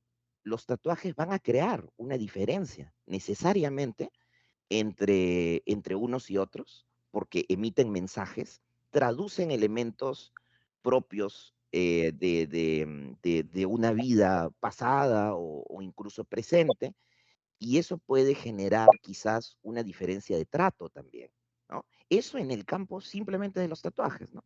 En el campo del embarazo estamos hablando de responsabilidades que yo no sé si ustedes fuesen las personas que estuviesen a cargo justamente de una persona que va a estar en esta situación, si asumirían ustedes esa responsabilidad, ¿no? Claro, están hablando justamente de una posibilidad ya no de retiro de esa condición, sino más bien de, eh, de un criterio de adaptación, ¿no? De adaptación. Entonces, no veo realmente cómo podríamos sustentarlo fehacientemente, ¿no? Eh, y creo que ese debate, persisto en ello, no se ha efectuado dentro del trabajo. Más bien, ustedes muy rápidamente dicen, no cumple con los objetivos de las Fuerzas Armadas. Claro, directamente no cumple con el objetivo de soberanía, de resguardo de la integridad territorial, pero para llegar al resguardo de la soberanía y la integridad territorial, ¿yo qué necesito? Una táctica de cómo formo a las personas que van a trabajar dentro de las Fuerzas Armadas. Y ahí viene justamente esos elementos de los cuales estoy comentando, ¿no? Ujú. Sí, doctor. Bueno, nosotros reiteramos nuestra posición de que estos requisitos vulneran de cierta manera derechos fundamentales porque no cuentan con una justificación debida. Se ha buscado la justificación, hemos intentado analizar la justificación en base a las finalidades que se establecen en estas instituciones y no la hemos encontrado. No hay una justificación razonable que nos permita emitir la existencia de estos requisitos. Si en caso se podría hablar de un tema de discriminación a estas personas que cuentan con tatuajes por parte de sus compañeros o por parte de los docentes, nosotros creemos que se tendría que evaluar cuál es el criterio o cuál es la educación. Se tendría que reforzar el tema de educación para no generar discriminaciones a compañeros que tengan esos tatuajes, porque es un tema de expresión de identidad también. Finalmente, el tema del embarazo, nosotros sí coincidimos de que esto podría generar una restricción para el desenvolvimiento de estas personas al momento de postular a las Fuerzas Armadas y durante su periodo en las escuelas de formación. Nosotros proponemos una medida menos restrictiva, que es la que traemos a colación del caso español. Esa es nuestra posición al respecto y nosotros, mi compañera va a leer. Sí, y más que todo para agregar, ¿no?, más fundamentación, nosotros hemos entrevistado a un personal de las Fuerzas Armadas del por qué solicitamos, por qué prohíben estos requisitos del tema del tatuaje, ¿no? Ellos solamente, su respuesta no fue una respuesta muy clara ni concisa, solamente que no lo permiten, fue su única respuesta. Y se basan, como bien ya hemos hablado anteriormente, con su decreto supremo. Claro, es que no vamos a ver, aquí hay varias cosas, ¿no? En primer lugar, los operadores comunes y silvestres de las Fuerzas Armadas, y los hay muchos, no necesariamente van a conocer el sustrato de todas las decisiones que se toman dentro de la institución, en primer lugar. En segundo lugar, esto, claro, proviene de una tradición muy antigua basada en sesgos, eso no hay ninguna duda, ¿no? En sesgos, donde se pensaba que la persona que tenía tatuajes era necesariamente un delincuente, donde se pensaba que la persona que tenía tatuajes era una persona, si no delincuente, de mal vivir, ¿no? Ya, y estos elementos en el tiempo se han ido quedando en desuso, aunque algunos espacios todavía conservadores mantienen esa posición. Entonces aquí el tema está en saber si esto viene de una herencia del pasado y todavía es un núcleo conservador el que está manteniendo estas condiciones dentro de condiciones de estas condiciones dentro de las normas de ingreso, o si más bien yo, bueno, imagino que no debe estar desprovisto de fundamentación, porque hay un elemento táctico clarísimo ahí también que lo veo aparecer dentro del campo de la formación. si es una decisión Ay, mamá, que qué tiene pro. en la actualidad un ¿Qué? fundamento diferente al puro sesgo conservador, ¿no? Porque es el único día que Y tengo. ahí, ¿no? Es una manifestación de la identidad, pero por supuesto que es una Está manifestación de peligroso la tu tablet. identidad, pero esa manifestación tiene límites también. Yo no puedo ir Ah, mira el vestido, fondo. hay un límite en el ¿Qué campo de cosa? la ropa que me puedo poner en la universidad, a pesar de que sea la Ya, alma manifestación de mía, mi estoy viendo la identidad o de mi situación de personalidad. tesis. ¿Se da cuenta? O sea, tiene que Ay, mamá, qué concatenarse una cosa con la enfermo. otra No y quiero, mamá. no me queda claro eso. O sea, al menos para armar el debate me refiero, ¿no? Y repito aquí, ¿no? No hay que limitarse a, no me dieron la respuesta, consultamos con una persona y no nos dijo. Si no, no habría debate sobre el caso Marbury y Madison, porque Madison, repito, nunca dio detalles de su posición. ¿Se da cuenta? Más bien, lo que se hace ahí es tratar de deducir, tratar de encontrar una posición y justamente rebatirla, porque si no, no va a haber posibilidad de examen de proporcionalidad. O sea, proporcionalidad, pregunto, ¿entre qué y qué? ¿Entre qué y qué? ¿Entre su posición y cuál otra? ¿Cuál es la otra posición? La otra posición es la de táctica, responsabilidad, capacidades, neutralidad, moral, ¿no? O sea, esos elementos del otro lado no han aparecido claramente. Entonces, se busca una neutralidad entre su posición y lo que está escrito, pero no entre su posición que tiene un sustrato y la otra que no lo tiene en realidad, porque no se presenta, ¿no? Entonces, bueno, eso por ese lado, ¿no? Y de hecho me parece el elemento más importante. Ahora, yendo a otro espacio, ¿no? Dentro del trabajo e incluso dentro de la presentación que ustedes efectúan, dicen, ¿no? ¿Qué son los derechos fundamentales, ¿no? Y después hablan de sus características, son integrales, ¿no? Y hablan del artículo 2. Ya, perfecto. Pero todavía no sé qué son los derechos fundamentales. Entonces, ¿cómo los podemos definir? Los derechos fundamentales, doctor, son los derechos que poseen todo tipo de personas, ¿no? Nosotros contamos con una plena titularidad porque así nos establece la Constitución. El derecho a la vida, el derecho a la igualdad y los derechos que estamos mencionando y lo que hoy cuestionamos que están en contra de estos requisitos. Después, también los derechos constitucionales permiten proteger nuestra dignidad, nuestra libertad, nuestro desarrollo y nos permiten alcanzar la plena capacidad del ser humano, ¿no? Quiero hacer la precisión de que no solo los derechos fundamentales están contenidos en el artículo 2 de la Constitución, sino nuestra Constitución es una numerus apertus que deja abierta la posibilidad de recoger otros derechos fundamentales. Asimismo, hay que tener presente la cuarta disposición final y transitoria de la Constitución Política, que establece de que no solo serán derechos fundamentales los entendidos y recogidos en el artículo 2 de la Constitución, sino también los que se recojan en tratados internacionales que sean ratificados por el Perú, firmados y ratificados por el Perú. Bien, bien. Ahora, justamente sobre ese punto, ¿no? A los estudiantes de introducción al derecho, nosotros les decimos que en la cúspide de la pirámide de Kelsen, de jerarquía de normas, está la Constitución. Esa cuarta disposición final y transitoria no es que nos desbarate lo anterior, pero si queremos pasar a un nivel superior, ¿qué es lo que pondríamos entonces en la cúspide de la jerarquía normativa aparte de la Constitución? Los tratados internacionales. ¿Cuáles? Que ratifica el Perú. En el caso en concreto, nosotros hemos traído a colación dentro de la tesis y hemos estudiado la Declaración Universal de Derechos Humanos y el Pacto Internacional de Derechos Sociales, Civiles el PIDEX. El PIDEX y económicos. PIDEX, ya, el Pacto Internacional de Derechos Económicos, Sociales y Civiles. Sociales y Ya. culturales. A ver, entonces, yendo en orden, ahorita vamos a esos tratados, pero yendo en orden, todos los tratados están en la cima de la jerarquía de normas, todos los tratados ratificados por el Perú, o son algunos tratados nada más. Bueno, Por ejemplo, sí, un tratado de libre comercio está arriba de la pirámide de Kelsen. No, de acuerdo a la disposición final y transitoria, te dice los tratados que recojan derechos fundamentales. Ok, ahora sí nos estamos entendiendo. Entonces, los tratados en materia de derechos fundamentales figuran en el rango, entonces, supralegal, ¿no?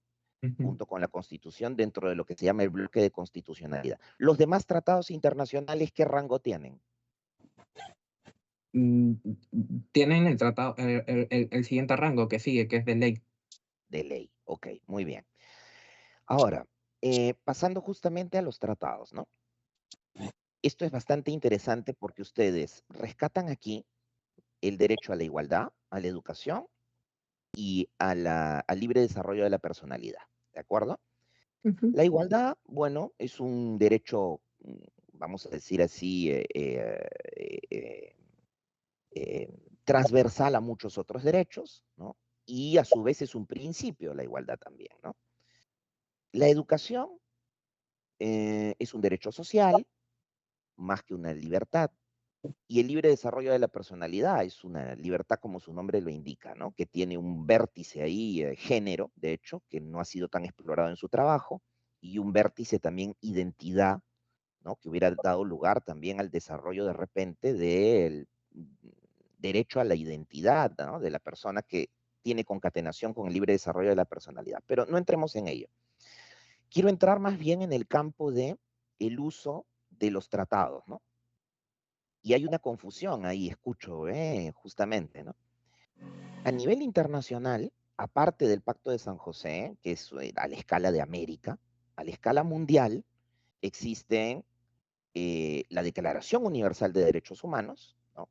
La Declaración Universal, que tiene un valor de soft law, y luego existe, como tratados importantes, el PIDESC, ¿no? Y después está el PIDESC, Pacto Internacional de Derechos Derechos. Económicos, Sociales y Culturales. Ahí entra la educación, Sí. ¿ya? ¿Ok? Y luego tenemos otro tratado del mismo nivel, vamos a decir así, que es el Pacto Internacional de Derechos Civiles y Políticos. Miren, económicos y sociales, civiles y políticos. Los dos. ¿Ok? ¿Por qué se privilegia en el trabajo el uso de uno sobre el otro y no más bien utilizar los dos en vista de que estamos hablando de educación y de libre desarrollo de la personalidad? Claro, hemos traído a colación por ejemplo, como ya lo mencionó el PIDEX, donde establece más que todo el derecho a la educación, así como la Declaración de Derechos Humanos, también lo estipula en su artículo 26, perdón, donde habla del derecho a la igualdad, y esto es un derecho fundamental de toda la persona. Es por eso que lo hemos traído a colación. También hemos traído a colación la normativa de acuerdo al CEDAW, que es la Convención de todo tipo de discriminación de la mujer, donde establece el derecho a la igualdad a la mujer con el hombre. Doctor, para agregar, en la Declaración Universal de Derechos Humanos, como bien indicó mi compañera, el derecho a la educación se encuentra establecido en el artículo 26 y en el PIDE se encuentra establecido en el artículo 8.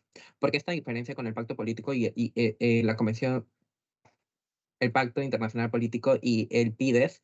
Es porque no hace diferencias y en este hemos encontrado establecido el derecho a la educación en el artículo 8. 18.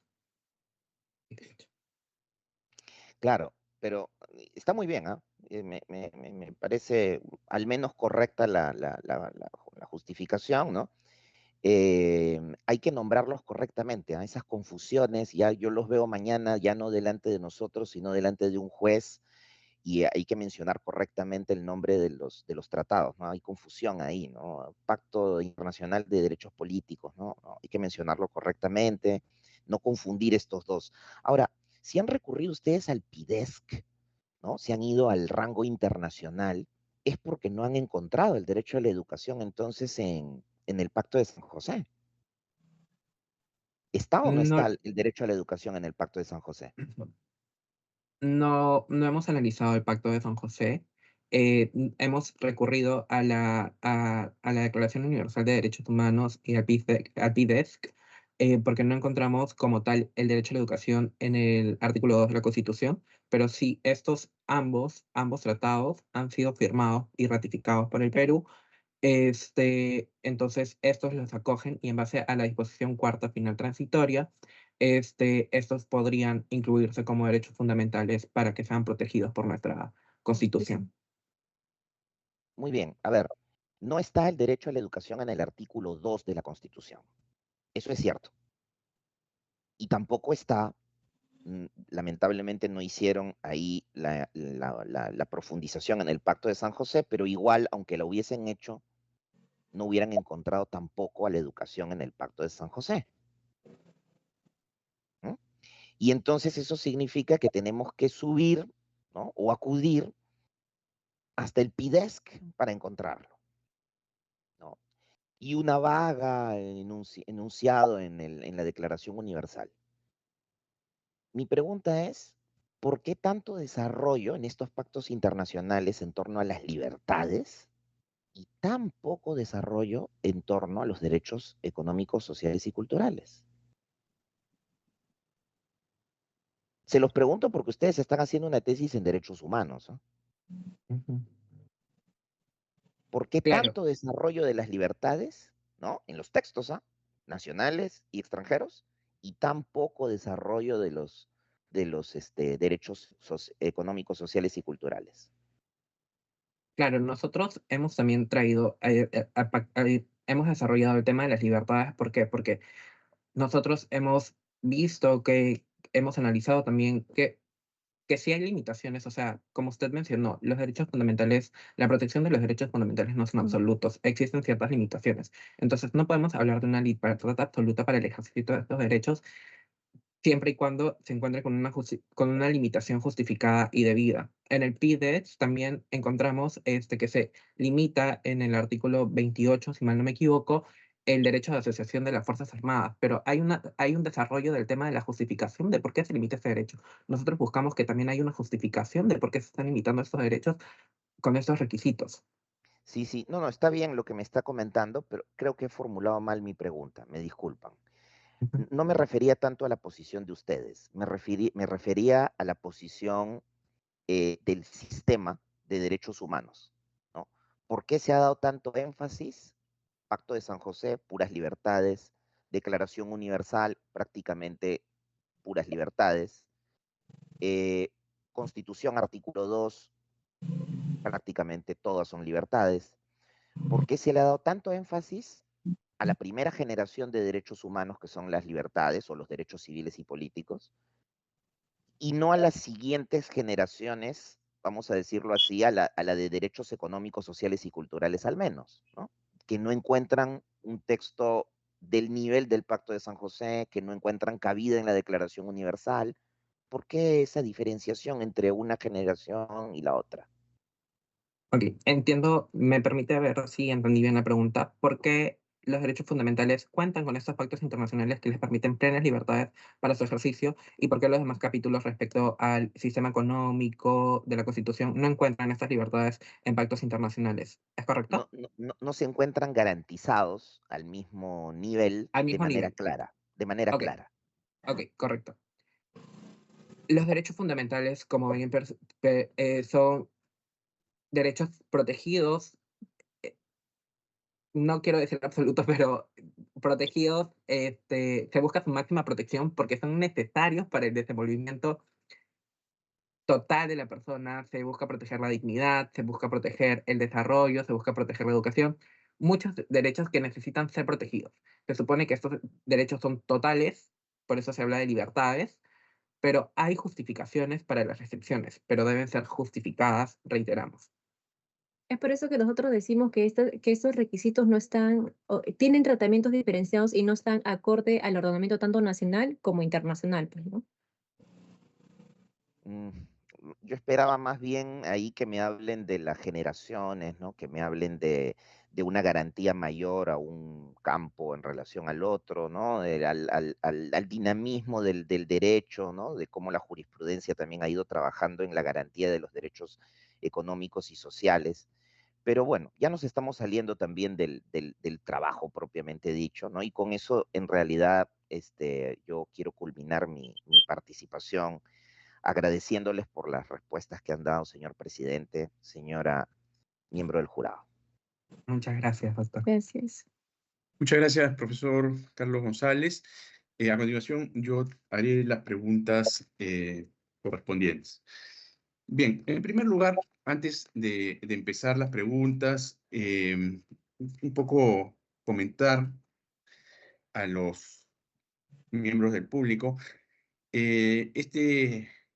Esta tesis fue presentada por los tesistas en su oportunidad y ha pasado el proceso de revisión de 3 etapas, ¿no? Los miembros del jurado hemos hecho observaciones a la tesis y consideramos que ha mejorado mucho de manera, esto lo hemos conversado, sobre todo en el hecho de que se trata de una tesis que ahora consideramos recoge la propia opinión de los tesistas y eso era algo que no encontramos en una primera versión de este trabajo, ¿no? En ese sentido, yo felicito a los tesistas por haber puesto su voz como voz protagónica, porque lo que queríamos era, en efecto, escuchar su propia reflexión y no simplemente una repetición de lo que pueden haber dicho el Tribunal Constitucional o terceras personas, ¿no? Es válido también traer una tesis donde en cierta forma uno podría pensar, bueno, pero si el Tribunal Constitucional ya determinó que estar soltero y sin hijos es un requisito inconstitucional, que el tema del tatuaje también es un requisito inconstitucional si es que es de manera general, que el tema de la gestación también es un requisito inconstitucional si es de manera general. Entonces, ¿cuál es el aporte? Y puede haber aporte, como de hecho consideramos que hay aporte, porque el tema no, en primer lugar, el Tribunal Constitucional podría estar equivocado. Entonces, todos tenemos derecho a la crítica de la jurisprudencia y estos temas merecen ser reflexionados, como de hecho estamos viendo en esta sustentación, ¿no? Incluso pensamos, yo coincido también con quienes me han antecedido, de que incluso consideramos que hay ciertos aspectos que pudieron haberse incorporados y de los que dimos cuenta en la segunda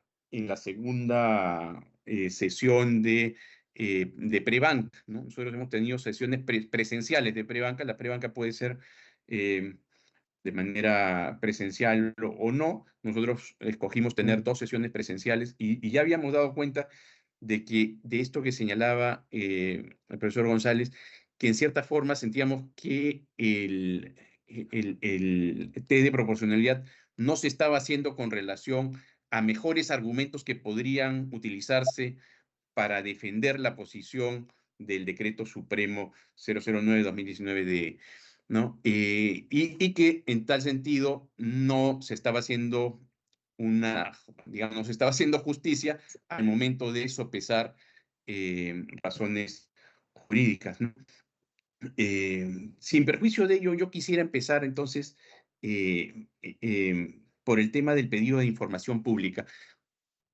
Señores tesistas, un favor, ¿podrían decirme qué es exactamente lo que se le pidió al Ministerio de Defensa? Claro, nosotros solicitamos bueno, en acceso a la información pública solicitamos cuál es la fundamentación del cual establece las escuelas de formación del Ejército Peruano los requisitos, cuál es su finalidad, cuál es su base normativa, el cual solamente Un favor, ¿lo tienen en la computadora con la que están trabajando? ¿Podrían leerlo? Porque me parece que eso no es exactamente lo que se pidió. Un minuto, por favor. Eso. Ya. Déjame logrando para leer. Sí. Esa es la justa respuesta. Ya. Dice, quien requiere la documentación y o legislación que indique la razón de existencia que establece... Ya. Este es respuesta a la solicitud del ciudadano Pedro Eduardo Santillán Crosby, identificado con DENTAL, quien requiere la documentación y o legislación que indica la razón de existencia requisito que se estableciera en los procesos de admisión de las Fuerzas Armadas, estar soltero, sin hijos ni dependientes directos, y la razón de no permitir tatuajes. Al respecto, Perfecto. Entonces, ustedes han requerido la legislación que sustenta ese requisito. Entonces, ese requisito probablemente está en una directiva. Entonces, ¿cuál es la legislación que sustente ese requisito? La legislación que sustente ese requisito es el decreto supremo. Por eso que lo que les han enviado a ustedes es el decreto supremo. Ahora, yo le pregunto, por acceso a la información pública, ¿se puede impedir que se elabore un informe legal? ¿Que se le elabore para ustedes un informe que dé sustento? No. Correcto. Ustedes no pueden pedir por acceso a la información pública que el Ministerio de Defensa les sustente esta norma, ¿no es cierto? No pueden pedir que el Ministerio de Defensa les sustente la norma. Entonces ustedes están pidiendo en buena cuenta la norma, porque el Ministerio de Defensa no va a generar un sustento para la norma. Eso no es acceso a la información pública. Claro, ustedes podrían haber pedido, por ejemplo, la exposición de motivos del decreto supremo tal, ¿no? Si ustedes hubiesen pedido el decreto supremo del decreto supremo, porque fíjense, ¿quién les responde a ustedes? La Oficina de Recursos Humanos del Ministerio de Defensa. Ya, y la Oficina de Recursos, exactamente, en realidad es la Oficina de Acceso a la Información Pública que envía el informe de la Oficina de Recursos Humanos del Ministerio de Defensa. Pero la Oficina de Recursos Humanos puede que sí o puede que no tenga la exposición de motivos. Es curioso porque no les responde a ustedes la Oficina General de Asesoría Jurídica, ¿no? No les responde la Oficina General de Asesoría Jurídica. Y ahí hay un tema también de qué es exactamente lo que se pide, ¿no? Va a determinar qué es exactamente lo que se recibe, ¿no? Si ustedes piden la legislación que da sustento a este requisito, que puede estar en una directiva, entonces la legislación que da sustento a este requisito, que puede estar en una directiva, es el reglamento y se acabó, ¿no? Entonces, por ahí también puede ser que el Ministerio de Defensa haya entendido que con lo que les dio estaba dando adecuadamente respuesta al pedido, ¿no? Ahora, yo quería hacerles una pregunta. ¿Por qué le piden a la PCM que modifique el decreto supremo 009 de 2019 ¿por qué a la PCM? No pedimos a la PCM que modifique, sino que Le recomiendan. recomendamos a la PCM que tome las medidas correspondientes para la derogación del decreto supremo 009 de 2019, que en base a nuestro entendimiento es emitido por el Ministerio de Defensa, que es la entidad que recoge a las 4 instituciones de las Fuerzas Armadas. ¿Y por qué le piden a la PCM que tome las medidas? Porque entendemos que la PCM está compuesta por los ministerios, y en este ministerio, dentro de la PCM, están los ministerios y está el Ministerio de Defensa. La PCM está compuesta por los ministerios.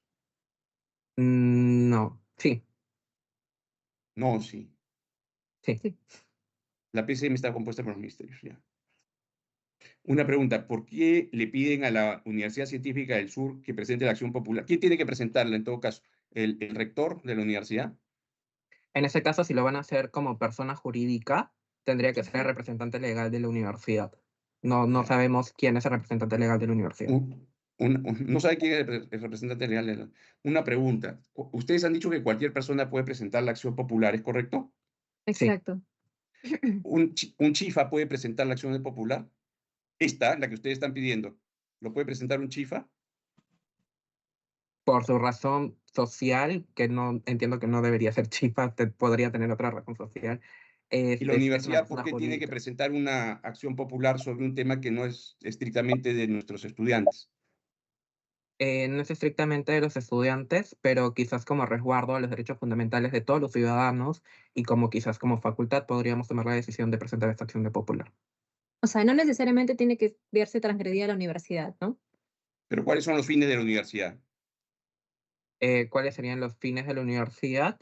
¿Qué fin perseguiría de la universidad es compatible con que ustedes han revisado los fines de la universidad para recomendarle a la universidad esto? ¿Qué fin de la universidad es compatible con esta recomendación que ustedes están haciendo? No hemos revisado ese extremo, pero sin perjuicio de revisarlo más adelante, nosotros basamos nuestra recomendación en que somos una facultad de Derecho. la universidad tiene una facultad de Derecho. La facultad de Derecho busca proteger los derechos fundamentales, busca proteger el derecho en sí, en realidad, o busca promover el derecho en sí, y nosotros consideramos de que esta medida podría ayudar a otros ciudadanos, no únicamente que sean miembros o que tengan afectación directa con la universidad, pero podrían ser posibles futuros alumnos. Recordemos que tenemos el problema ¿Y de por qué no la CEPE, presentan ustedes? podríamos También hacerlo. podríamos. Yo les recomiendo entonces. Una pregunta. El estado de cosas inconstitucional que ustedes le están recomendando al Tribunal Constitucional que haga seguimiento, ¿qué es lo que ustedes esperan que el Tribunal Constitucional haga al respecto? ¿Que todos los meses le mande al Ministerio de Defensa un oficio preguntándole si ya lo derogó?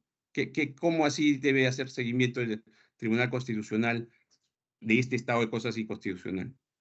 No hacer un seguimiento, como usted lo plantea, de remitir un oficio a las entidades para ver si ya derogaron esta norma, sino pedir informes o quizás en caso de que reciba un expediente semejante o similar al mismo, ver por qué esta situación sigue generando si ya fue declarada en estado de cosa inconstitucional.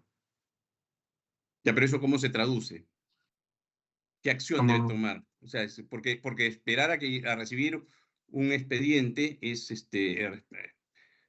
no sé en qué medida ahí hay un no, seguimiento pero al estado de cosas. previo a Eso no es eso, en estricto un seguimiento al estado de cosas constitucionales, eso es simplemente el estudio de un nuevo caso, ¿no? no, en ese sentido, previo a ese punto, había indicado de que se debe evaluar la elaboración de informes, hacer el seguimiento de qué entidades siguen con esto, un seguimiento interno, ¿no? Un informe de, oye, yo declaré ciertas cosas en estado de cosa inconstitucional, ver si siguen vigentes o si ya se derogaron, o cuál fue el tratamiento que le dieron las entidades. Pero hasta qué punto no se deslegitima, ¿no? El Tribunal Constitucional pidiendo informes, ¿no? Que si no va a emitir una orden, una sentencia, ¿no? O sea, te pido informe, te voy a decir no lo he hecho, y a los 6 meses otro informe y no lo he hecho, y a los 2 años otro informe, y entonces uno piensa, ¿y qué cosa es el Tribunal Constitucional? Que a nadie le hace caso al Tribunal Constitucional. Mejor creo yo es no hacerle tanto seguimiento, tal vez, salvo que haya un mecanismo compulsivo, ¿no? De cambiar las cosas, porque el Tribunal Constitucional, en efecto, como ustedes bien han dicho, ya se ha pronunciado sobre estos temas, ¿no? Correcto. Exacto. En ese sentido, o sea, más hablamos, quizás, no sé si estoy entendiendo mal, de una facultad sancionadora por parte del Tribunal Constitucional. Eso ya sería materia de otro estudio, ¿no? Nosotros proponemos que se haga el seguimiento correspondiente para ver la efectividad que están surgiendo las sentencias que emite el Tribunal Constitucional, pero el tema de la facultad sancionadora o el tema de limitar todo eso ya no está fuera del alcance de nuestro estudio. Bien, yo yo no tengo más preguntas porque no se pregunta sobre lo que está bien, ¿no? Y en general la tesis tiene muchas cosas que están bien y yo invito a todos los miembros del público a leerla porque la tesis probablemente se va a publicar en la página web, en el repositorio de la universidad dentro de un tiempo, lo que corresponda, y tiene cosas muy interesantes, ¿no? Entonces, por mi parte, eso es todas las preguntas que yo deseo realizar. Y los miembros del jurado vamos a pasar en este momento a deliberar. Voy a crear una sala. Si me permiten un minuto, por favor. Creación de salas. Manualmente crear salas.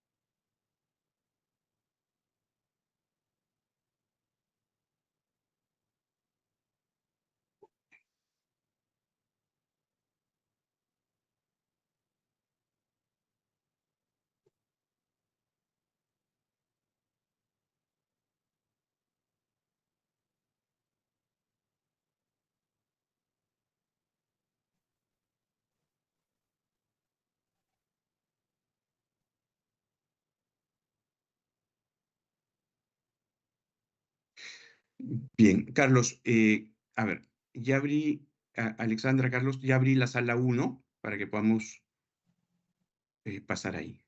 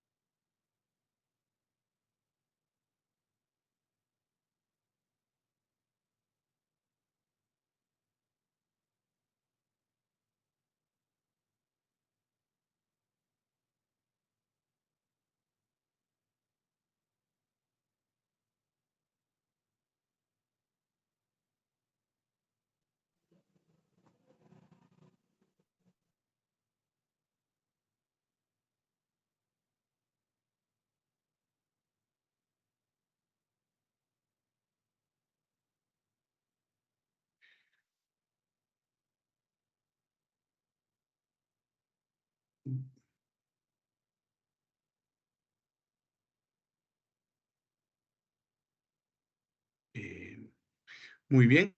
El jurado ha terminado de deliberar. Voy a leer el acta de sustentación de la tesis.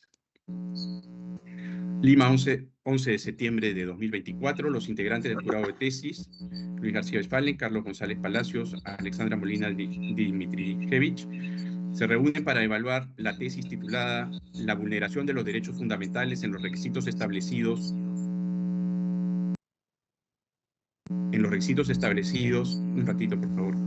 Creo que tengo que silenciar a los miembros.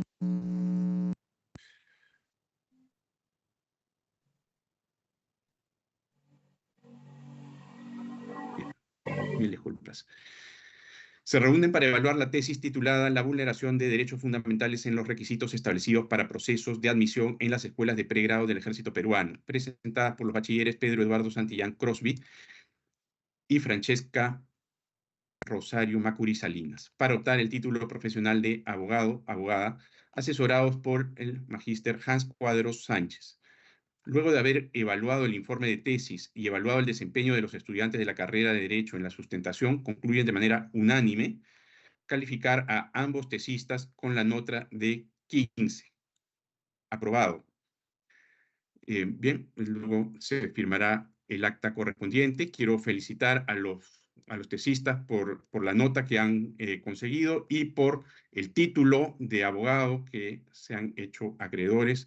Esperamos que cumplan con un ejercicio honesto, eficiente, eficaz de la abogacía. Muchas gracias. Muchas gracias, doctor García. Muchas gracias, doctora Molina. Muchas gracias, doctor González, por todo el apoyo que nos han brindado desde la recepción del primer informe hasta la fecha. Nos ha ayudado mucho. También queremos agradecer a nuestro asesor, al doctor Hans, y a todos los profesores que nos han venido dando acompañamiento y apoyo moral durante todo este proceso que para nosotros ha sido muy, muy gratificante y muy, muy largo también. Pero ya está. Muchas gracias, de verdad. Muchas gracias. Bien. Entonces, la sesión, el acto de sustentación ha terminado. Felicitaciones nuevamente. Enhorabuena. Damos por concluida el acto del día de hoy. Bienvenidos Hasta al luego. siguiente nivel. Muchísimas gracias, doctores. Listo, un abrazo.